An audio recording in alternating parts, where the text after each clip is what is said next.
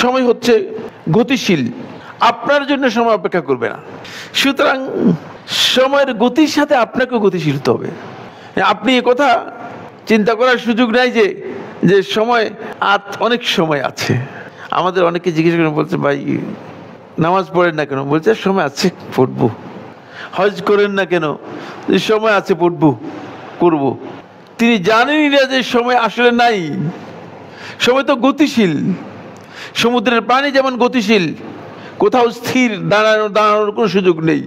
তো সময় গতিশীল, সময় নাই তো আসলে। সময়ের গতির সাথে আপনাকে গতিশীল হতে হবে। আপনি যদি সময়ের গতির সাথে নিজের গতিকে সমন্বয় করতে পারেন, আপনি যদি সময়ের গতির সাথে নিজের গতিকে সমন্বয় করতে পারেন, তাহলে আপনি এই সময়টাকে কাজে লাগাতে পারবেন। এই সময় থেকে আপনি কিছু অর্জন করতে পারবেন।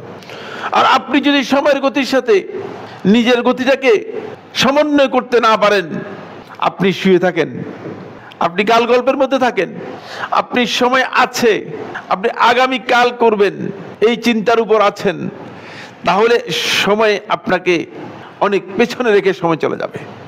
ফলে অনেকেরই বার্ধক্য এসে গিয়েছে, দাড়ি সাদা হয়ে গিয়েছে, তিনি কোরআনে কারিমের একটি সূরা মুখস্থ করতে পারেন নাই, একটি সূরা মুখস্থ করতে পারেন নাই। ওই সময়ের গতির সাথে গতিশীল তো হওয়ার দূরের কথা, সময়টাকে কাজেই লাগান নেই, বুঝতেই পারেন নেই। কোরআন হেফজের কথা তো বললামই না, কারণ পুরা কোরআন যদি প্রতিদিন 2টি করে আয়াত মুখস্থ করেন, তাহলে 17 বছর 5 মাস 17 দিন বা 18 দিন সময় লাগবে পুরা কোরআন মুখস্থ করতে। কিন্তু 17 বছর নয়, 34 বছর, 34 বছর নয়, 51 বছর অতিক্রান্ত হয়ে গিয়েছে।